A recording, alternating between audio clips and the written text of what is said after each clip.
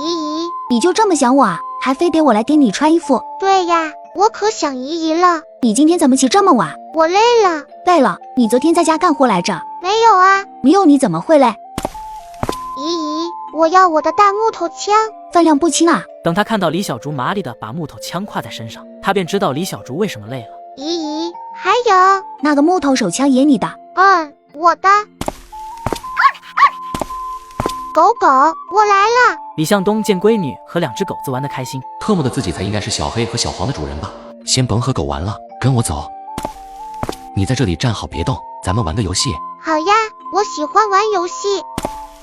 李小竹，我说1、2。不要数。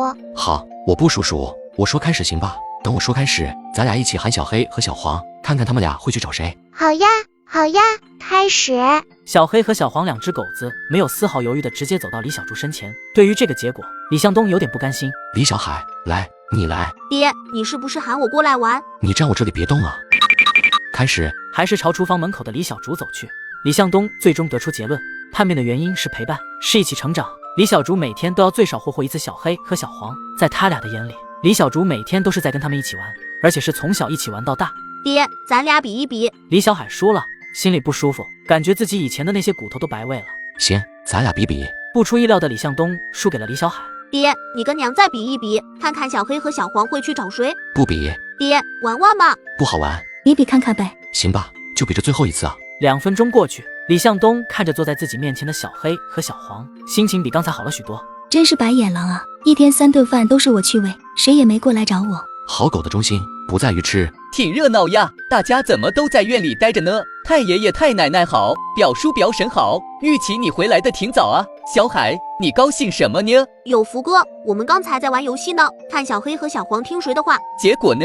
第1名是妹妹，我是第2名，我爹是第3名，最后1名是我娘。手掌好。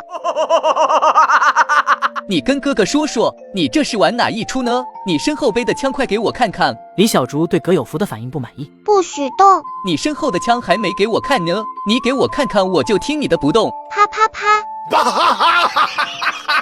我是警察，哥哥不许笑，你要喊我李科长。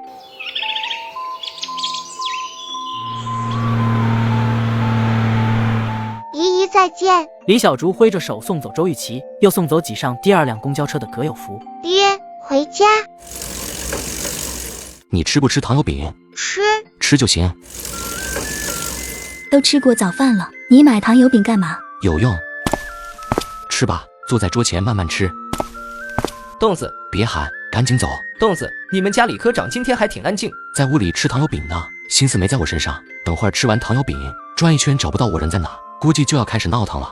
3人一路闲聊，来到火车站大楼。侯三这趟过去要买些好料子，你带着钱没？没有，我家的钱得留着买房。大妮让我以后多去挖废料，整块的好料子等以后手里有余钱再说。你真不想去挖废料？一点都不想。东哥，你之前可是说过，人民生活水平提高了，市场经济放开了，那些东西才会升值，还得个几年呢？这几年时间我赚到的钱可以去买整块的好料子呀。现在费劲巴拉的去挖那些废料，我感觉就是没事找罪受。用不用我给你出个主意？东哥，你说要是能帮我省了挖废料的事，我肯定好好感谢你。别说虚的，好好感谢是怎么感谢？2斤腊肉行不行？这次保准是2斤，不会缺斤少两。又从你老丈人家拿回来的。你上次去拿回来的就是，这次怎么还是你老丈人家会做腊肉？不是，别人送我老丈人的。成吧，腊肉就腊肉，2斤说好了啊，少1两都不行。你放心吧，东哥，什么主意你快说。去上学。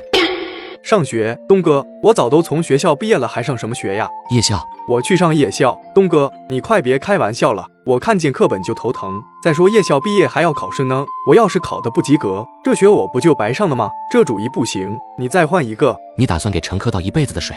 想想你爹，想想你大爷，再想想你的那些堂哥们，等几年、10几年以后，你到时还好意思跟人家同桌吃饭，是不是会尴尬？侯三听后一脸的纠结，想想确实挺尴尬的。东哥，那我试试。这才对嘛。侯三，你要相信自己，你小时候只是不爱学习，不是脑瓜子笨，你不想歇班在家的时候挖废料，又不甘心给乘客倒一辈子的水，这些就是动力。一个夜校的文凭对你来说绝对没问题。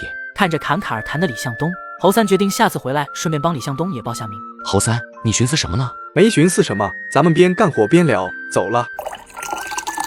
东哥，你出的这个主意不错，我想好了，下次歇班回来就去打申请读夜校。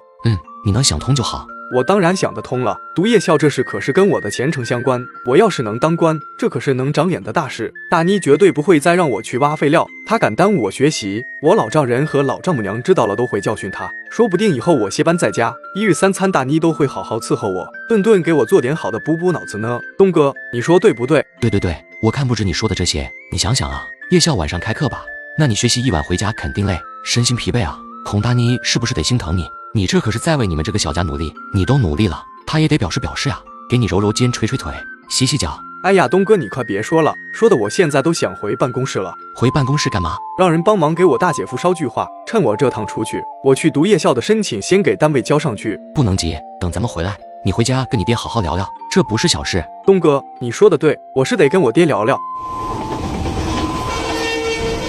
你在车上捡钱了？侯三准备等这趟回去歇班的时候，给单位里打申请去读夜校。真的假的？阿哲，你什么表情？你是不是不相信？你还别门缝里瞧人。我以前是不爱学习，不是我学不进去，我现在有动力了。动力懂吗？读夜校这事还真就定了，你甭说不信，你就是拦着我，我也要去。我拦个屁！他已经明白过来，侯三去读夜校这事十有八九是李向东鼓动的。你说什么？你也想去？我什么时候说我想去了？你和我一起去呗，提升下文凭多好。不需要，我可不想去读夜校，多累啊！真去了在家歇班都没办法安生。侯三没有说什么，但是心里的那个供苦名单里又多了个名字。